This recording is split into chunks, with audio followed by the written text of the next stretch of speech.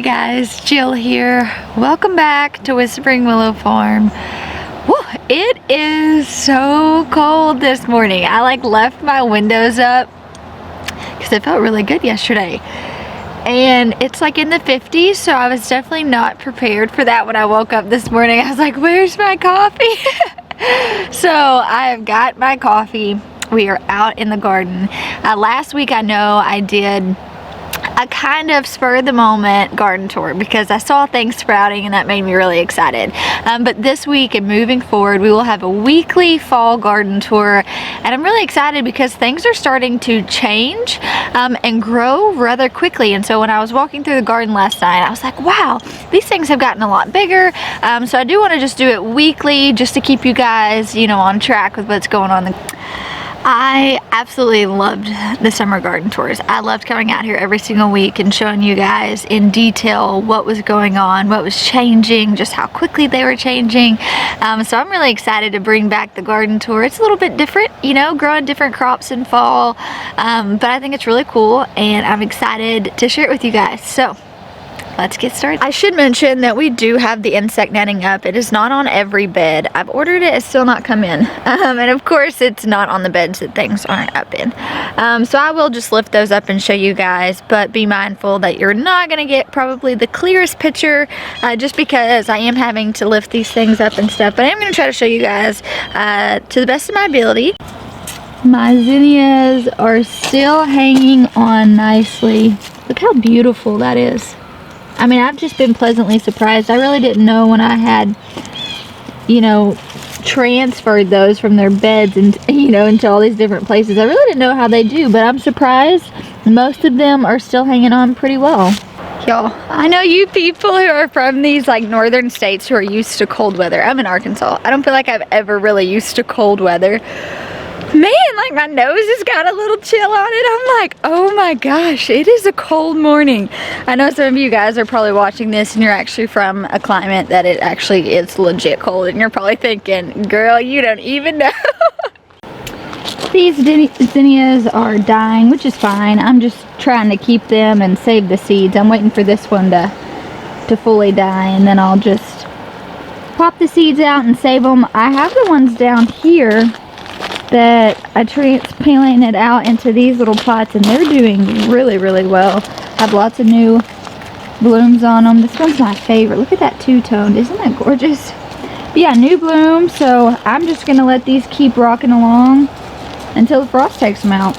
So I'm not sure if you guys remember, but a few weeks ago I did a video on sowing root vegetables. Particularly, I was sowing most of my carrots. Now the varieties I was using were beautiful. Lots of different varieties, but the seeds that I had were a couple years old. I mean, I think I probably got them 2 years ago, year and a half, 2 years ago. So I knew that the germination was going to go down. It's very common when you have seeds, if they're several years old, they just won't germinate and produce. So I have found that problem. I have come out here, watered sufficiently, done all the things that I need to do, and I have very, very few carrot sprouts coming up, and I am chalking that up to old seeds because I don't really know what else it would be. I've done all the right things. So I went back through, I think yesterday, and just re-sowed all my carrot seeds. Now that is a total bummer because that put me about a week and a half behind schedule on what I wanted to be. But do know that things like that happen in the garden. I'm gonna go to a bed over here and show you where some grasshoppers took me out. Literally everything had sprouted and the grasshoppers ate them completely down before we could get the insect netting on them. So as I am speaking from experience, coming from a place of being slightly discouraged because I spent all that time hand seeding these. They're really cool varieties, and knowing that I had to kind of scrap most of those and go with a better variety that I'm confident is going to germinate. It was sad. It made me so sad. I was like, oh, I need all the colors. So just be encouraged. Some things happen. You do have to adapt and alter your plan some, and that's okay. You're still cranking out food, which is really important. Yeah, so as you guys can see, I have some sprouts, but definitely not a lot. If you're looking at this bed right now, you can see I don't have near as many as I would hoped, and so that's okay. I just went through and reseeded. The ones that are coming up though are coming up nicely. I mean, they look good, so I am excited about that. Our peas are starting to do really well. As you see, let me move this netting. My beans are absolutely loaded, which is really, really nice. I have been blown away at the amount of people who have commented on here or reached out to me through my Instagram who are dealing with these grasshopper issues this year. It seems wild to me that all of us in so many different growing zones and climates and planting different things are all of our crops are being subject to these stinking grasshoppers. So I am sorry, I have not found anything. I'm trying the insect netting. They are still getting in there. They are just really persistent little things. So what kind of garden tour would it be if I did not show you what my compost was growing? Look at this beautiful chard that is coming out of, it's grown out of one of the holes in my compost barrel. This chard is beautiful. Look at that, isn't that crazy? All of my nasturtiums and basil are still hanging on nicely. You guys can see all the zinnia seeds.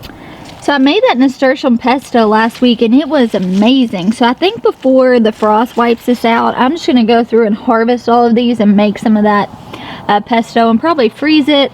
But it was so good. If you guys haven't tried it, go check it out. It was pretty easy and tasted really good. Despite not being able to cover our beans on the trellis, I've seen grasshoppers on here. They're still doing really good. I mean, they're coming up super nicely on all the trellises. The color's great. Some of them died and I had to replant them, but for the most part, I don't know, they're still just climbing and doing so well. So as you can see, the beans look beautiful. I'm actually excited. We've been eating some of the beans that I've frozen, but I'm just excited to have like fresh beans again with every meal. So these are doing great. This side's taking a bit longer than this one. I'm really not sure why. I'm not really that concerned with it. But then all the ones on all the trellises are just coming up so nicely. Our peas are starting to do what they need to be doing. This is my first time growing peas like this, so I'm really, really excited. We've got a bunch of them coming in, filling out everywhere. Here are some more of our bush beans that this stuff needs to be harvested. I can eat this with dinner. This one's not doing that well, but it's been planted here for quite a while, so it's probably just petering out. But the one back there is actually doing really well. One of my favorite things about having a garden is seasonally eating.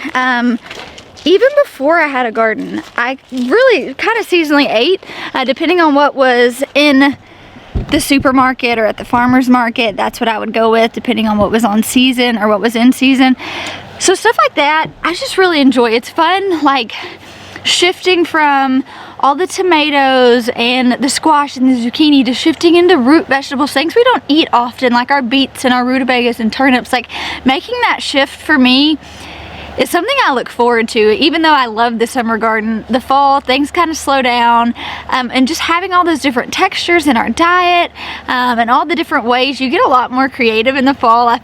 Trying to figure out new ways to cook those beets or those turnips and doing more soups and stir fries and things like that. I don't know, I love it. I appreciate the shift, and knowing once we start getting into our winter things like our, you know, cauliflower and broccoli and cabbages, we'll make that shift again. And for me, that's really fun. It allows me to be creative with food. It allows me to grow creative food so Nathan can be creative with food. You guys know I cook occasionally, but that is his thing. So another bed that I had to completely re-sow. Nathan had actually sown it first, but that was the bed that had our beets and our turnips. We had, I think, 3 or 4 different varieties of beets and like 2 different varieties of turnips. As soon as they started sprouting, the grasshoppers ate them down. It was before we actually got the insect netting in. We do have the insect netting up on that bed now. We'll go take a look and see if anything's sprouting, but I don't think so because I just had to re-sow it. So I saw something underneath here. I don't even know what that is. Maybe a beet. I see a volunteer tomato plant over there. So it looks like that was the only sprout besides that little volunteer tomato. I'll just go through and rip that guy up. It is sad to me. I did, you know, Nathan and I spent an entire morning out here sowing these things, and for them to get taken off, I think is just kind of the name of the game. You always have to be flexible with gardening and knowing that it does not always go your way. And I could have a bad attitude about it and I could get really bummed out. But honestly, it's just part of it. And so I have learned that really to not let my attitude alter when things may fail in the garden, because it's inevitable, it's going to happen. And I just feel like keeping a good attitude, it's a good reminder to me as I am teaching my children to grow food that it's not always going to go as you plan, and life's going to throw you curveballs, the garden's going to throw you curveballs, and it is how we react to those situations that's going to determine the outcome. And I think that that's really important. Whenever I do come out to the garden and I see the crops that have been eaten, or maybe just the crops that failed and just flopped, and I'm trying to keep that positive attitude, and I'm trying to remind myself of the end goal and why I do this and what I'm being taught through the process, I like to come through and see all the things that are thriving and really put myself and my mind in that wow, that awe state, because it always keeps me humble. When I see the things that are thriving, when I see the zinnias or the tomatoes that just self-seed and, you know, are volunteers, like that is exciting. Like nature's doing what it's created to do. It's really, really cool. So I encourage you guys, if you are maybe having some struggles with the fall garden, maybe it's your first time and seeds didn't germinate or pests are getting your crop, maybe look and focus on what is thriving and what is doing good, and keep your mind in that perspective of the endless possibilities that are within your garden. And yes, there are going to be trials and there are going to be hurdles, absolutely, but just shift and keep your focus on what is doing good. That way you stay encouraged throughout the growing season. So this bed I just planted maybe like a week ago, week and a half maybe, so I'm not surprised that things aren't coming up. I did just like transplant out these collards, and this one's doing well. You can see some small ones there. It looks like they've been probably munched on a little bit. And some of these, I'd planted them here as well, and they're completely gone. So the way I did this bed is I blocked it off. So like this block had scarlet kale. This block had dino kale. I was starting to see some sprouts over there, so I'll just keep an eye. It's still super early for these to be sprouting, so I'll give it a few days. Over here, I had this whole section from the T-post back in radishes. As you can see, some of them are coming up nicely. Some of them have been chewed down quite a bit. So I came back through and re-sowed those as well. One thing I really love about radish is that they are such a very quick turnaround crop. You know, they're 23 days, so if they don't germinate or maybe you have a pest issue, it is no big deal to just go in and re-sow them. Good morning, girls. Are you happy, baby? She just woke up. She did. Y'all want to help me finish the garden tour? Junebug, you want to help me finish the garden tour? Let me show you guys in here. This was my first year growing rutabagas, and they're actually, looks like they're doing, it's like I'm unveiling. What are we gonna see? Yeah, as you can see, they're actually doing pretty well.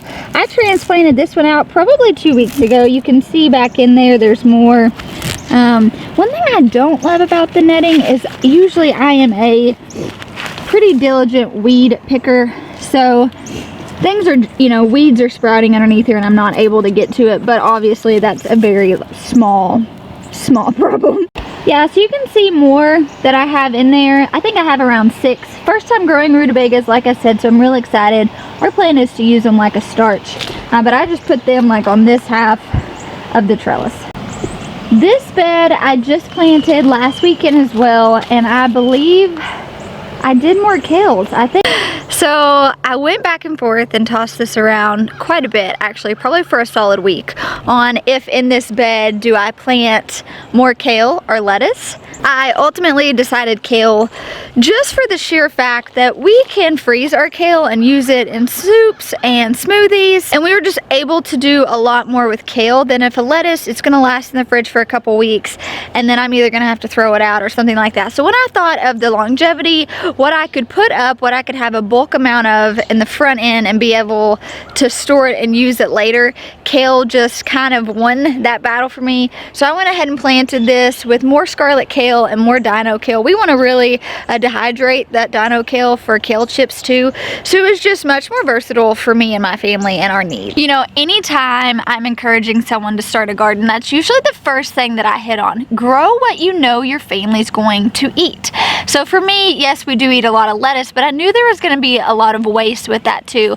So I really honed in on what was going to be the best value for my family, and for us it was growing kales, much more versatile, much more easier to put up and just throw in the freezer. So just keep that in mind when you're growing food. I know it's fun, trust me, I know it's fun to grow all the different varieties, but do keep in mind like the best value for your family and what your family's going to consume. Although none of my kales have popped up yet, I did the very end with radishes I got from Haas Tools. I just did a yellow and a white icicle, and they're all coming up. Those were all from Haas Tools, and I've been so pleasantly just happy with their germination rate. Those came up so quickly. All the other Haas things I've sown have just done so well. Super impressed with them. Our Greenstalk, I transplanted these in. That's the Marvel of 4 Seasons. I'm not sure what's going on. A lot of the things I planted, sorry it's later in the day, it's a little sunny. A lot of the things I planted hadn't come up. So I had transferred some things out. So I had this kale, I just, you know, transplanted out here. This is stuff that I had direct sown down here. So it's like, it's so strange, but this half of the Greenstalk is doing great, and then the other half and nothing on the top germinated. It's so weird. I used all the same seeds. I'm not really sure what the deal was there, but I'll go through and thin some of this stuff out, but it's all starting to pop up. Here's some more Marvel of 4 Seasons. I know a lot of people who kind of get discouraged when they think about wanting to grow food, wanting to start a garden, but they get discouraged because maybe they don't have the space or they don't have the money for raised beds and they're not really sure what in-ground gardening entails. I really encourage you, especially in the fall, it's a lot easier to do this, to really hone in on maybe container growing. The Greenstalk, I mean, that can go on a front porch if you have good sunlight, a back porch, a patio, a balcony. It's super versatile. Same with just containers. Sorry, you're shaking. There's a lot of things you can do in small containers. You can grow lots of root vegetables. You can grow lots of little, you know, baby greens or lettuce or kale variety. So I just would encourage you, if you're maybe in a season where a big garden like this seems like too much and you just don't have the resources, look into container gardening. I think you'll be pleasantly surprised at just how much you can grow in a small space. Here's a total gardening learning curve. This and that one over there are actually pumpkins. And there's a funny story behind that. So I've never actually grown pumpkins before or know really anything about pumpkins, and I don't know what like slipped my mind, but I started those when I started my fall things, and Nathan was like, Jill, these should have been planted like a long time ago, that way you're harvesting for fall. And I was like, oh my gosh, like it was one of those moments where I was just like, what on earth, like Jill, what were you thinking? But of course I couldn't throw a beautiful plant away, a beautiful start away. So Nathan was like, I mean, you can just put it in the ground and see what happens, but just know for future reference, you don't start pumpkins in the fall, you harvest it in the fall.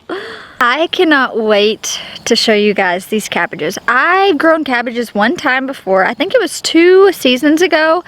I just grew some little small red cabbage. They actually did really good, and it was super exciting to me. So the whole cabbage train, I've got like a Chinese cabbage, I've got a red cabbage, I've got the tiara cabbage, which is like a 3 or 4 pound high producer cabbage. This will be my first year like dabbling into those different cabbage varieties. We want to do a lot of ferments and things like that. So it's been really cool. It's also been super awesome that like as I'm walking through the garden and I'm seeing all these things, like all of these cabbages I started from seeds, and I just feel so proud about that, and knowing that when I put them out, they were literally like these small little starts. I was like, dear Lord Jesus, please let them survive, like doing all the right things. But now to see them like thriving and flourishing, I'm just like, oh yes, it is getting me all kind of excited. So let me turn you guys around and show you what's going on. So here we have the Chinese cabbage. Look at it. It is really, really beautiful. When I put these in the ground, I kid you not, they were like this big. I had up potted them and they didn't even grow roots yet into the new soil that I had up potted them in. And so to see this right now just makes me extremely happy. They all look healthy. I don't know how many I have, but I don't have very many of the Chinese ones in here. Down here, I'll lift this thing up so you guys can see, but here are the red cabbage. They're still, oh no, one died. They're still a bit smaller,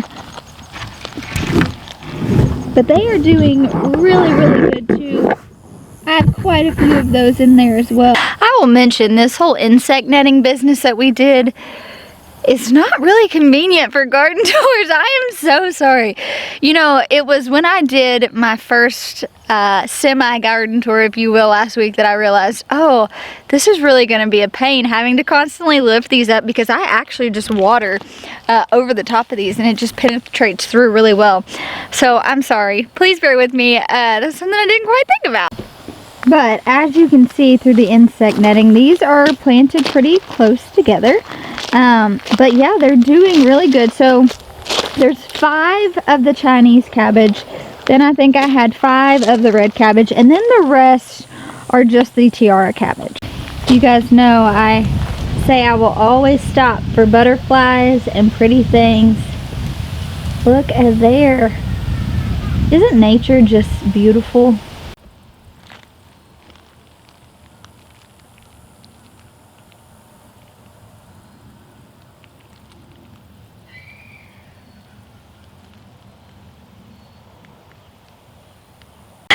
Nothing makes me truly more in awe of God's creation than seeing all of the things He created do what they're designed to do.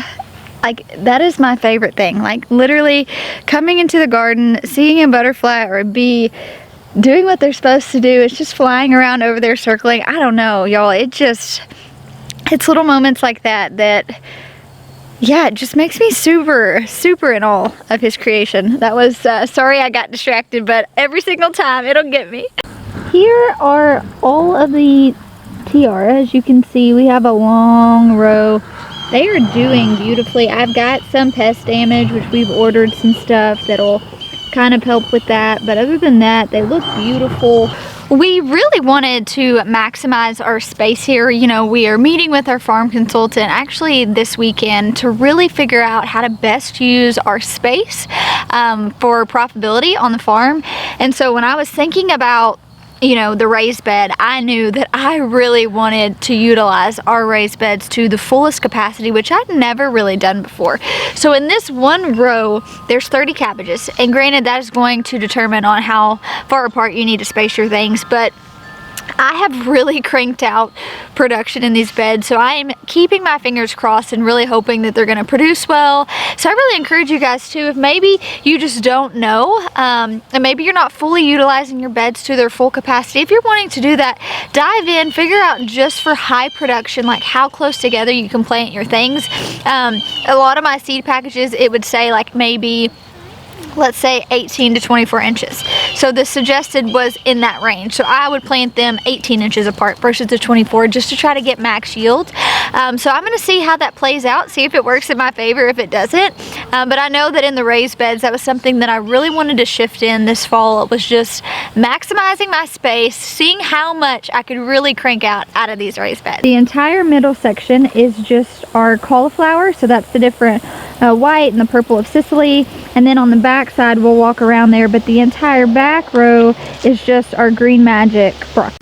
So all of our broccoli were much larger starts whenever I put them in and got started, and as you guys can see, I mean, they are big, mature established.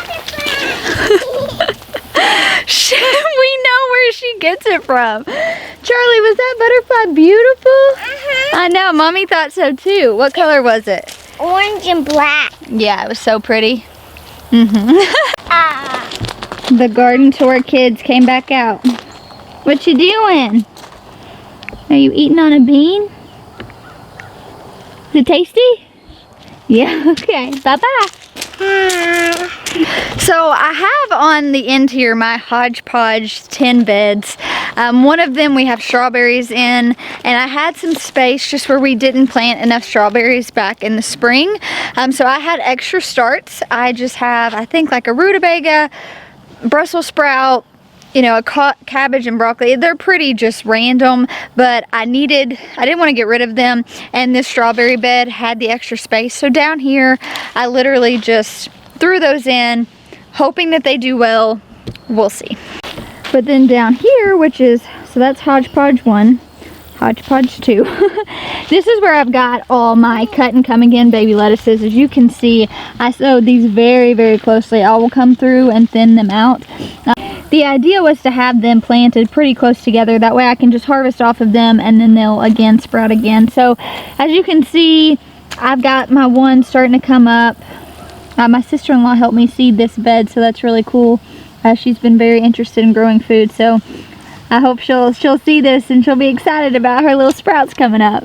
So the last bed I'm going to show you is the bed that has my kohlrabi in it. It has my Brussels sprouts, and then we eat a lot of cauliflower, so it actually has another row of cauliflower. Now, these were some of the things that I bought. You know, like I said, I can walk through my garden and feel really, really proud of the things that I started myself and just seeing them flourish. But like my Brussels sprouts, I didn't start those in time. I actually went to a local nursery about an hour from here and bought those out, and that is okay. I know when you're beginning a garden and you're starting out, there's a lot of things. I remember growing a garden for several years and never dabbling into seed starting myself. It was extremely overwhelming. Honestly, just something I had no desire in. Then when I started realizing all the fun varieties that come with starting seeds, I kind of became hooked. But I want you guys to feel encouraged. If this is your first time growing a garden, go to your local nursery, go to your farm store, source out things, and that is completely fine. Start somewhere, and you can always grow from that. Cannot wait to show you my kohlrabi. This is my first year growing kohlrabi, guys, and I am feeling certainly proud. Look how beautiful that is. It's so hard with this insect netting, and I truly apologize. But there are lots of beautiful little kohlrabi all in there. Here are some more of our cauliflower. They're doing really good. You guys can vaguely see over there in the middle row is our Brussels sprouts. I've just been really pleased. These are just super, super sturdy plants. You guys can tell the stem of them looks really good. They're just super sturdy. So honestly, yes, I'm dealing with some pest damage, but overall, I'm really just pleased with how well these are performing. I really am sorry at how hard those are to see. I'm gonna get creative and figure out a good way that I can show you guys the progress of all my brassicas without having to worry about the pests getting in. So I will definitely get on that and give you guys a better view. As you can see, the kiddos are playing in the background, but I just want to take a minute as I'm wrapping up everything that's going on in the garden and just tell you guys how much I truly do appreciate you guys investing in our family, watching our videos, seeing what's growing, whether it be our kiddos or our produce. You can sit with me. So I value you guys a lot and your commitment to our family and our farm. We really just appreciate you guys so much. So we'll talk to you soon. Bye. Bye.